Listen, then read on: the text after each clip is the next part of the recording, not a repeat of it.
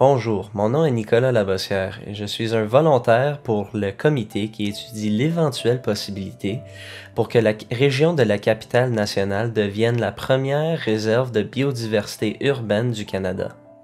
Je devrais peut-être expliquer ce qu'est une réserve de biodiversité. Le concept a été établi par le numéro 1 du programme de la biosphère de l'UNESCO dans les années 1970, et les premières réserves de biosphère ont vu le jour en 1976.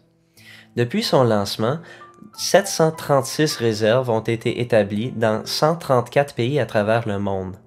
Néanmoins, beaucoup de personnes passionnées par la protection de ces zones sensibles constatent un nouveau phénomène mondial menace ces zones: l'expansion des zones urbaines. D'ici 30 ans, c'est-à-dire d'ici à 2050, nous compterons 9 à 10 milliards de personnes vivant sur la Terre et voire 70% vivant dans des villes. La question que notre comité explore est de découvrir si la région de la capitale nationale pourrait devenir la première réserve de biodiversité urbaine du Canada. Et la réponse semble être positive sur tous les fronts. Nous avons des zones écologiques sensibles à l'intérieur des frontières de la région de la capitale. Nous avons de nombreuses organisations prêtes et impliquées dans la protection de ces zones, et nous avons également des gouvernements à tous les niveaux, municipal, provincial et fédéral, qui sont prêts à soutenir une telle initiative. La dimension primordiale de cette initiative est l'implication de la jeunesse. Les jeunes vont être les bénéficiaires à long terme d'une telle initiative, et nombreux sont ceux qui sont passionnés, voire même plus passionnés que leurs parents ou de leurs compatriotes par la protection de l'environnement. Le comité invite ainsi la jeunesse de la ville à s'impliquer dans le développement d'un accord qui nous aiderait à définir à quoi ressemblerait la réserve de biodiversité urbaine de la capitale nationale. Bonjour, mon nom c'est Diana Page.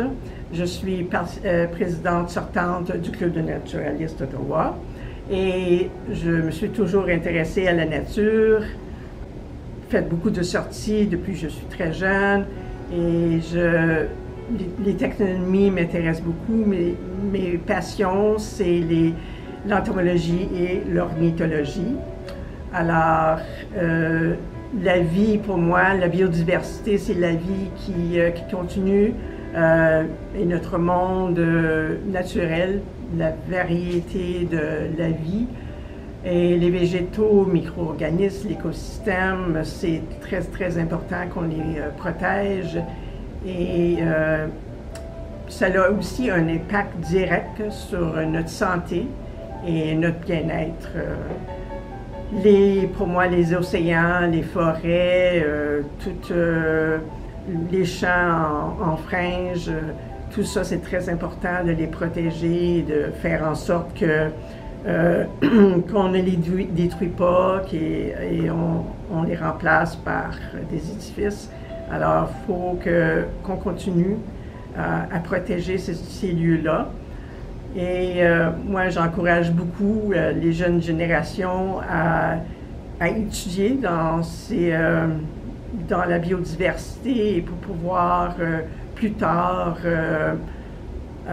protéger et rencontrer des leaders du monde pour vraiment les encourager à conserver la biodiversité locale et nationale et internationale. Bonjour, mon nom est Raymond Lurie, je suis le président du Conseil des véhicules électriques d'Ottawa.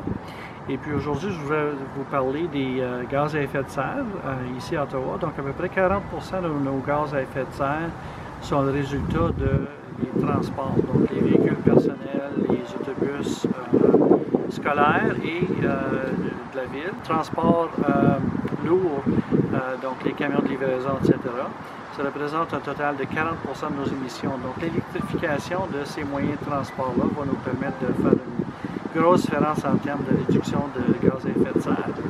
L'autre opportunité qu'on a à Ottawa, c'est que le chauffage de l'eau et des espaces, de nos logements et de nos bureaux, représente un autre 40% des gaz à effet de serre émis ici à Ottawa. Donc en électrifiant le chauffage de l'eau et des espaces, en utilisant des thermopompes en particulier, ça nous permet de sauver de l'énergie et puis de réduire les gaz à effet de serre d'une façon significative.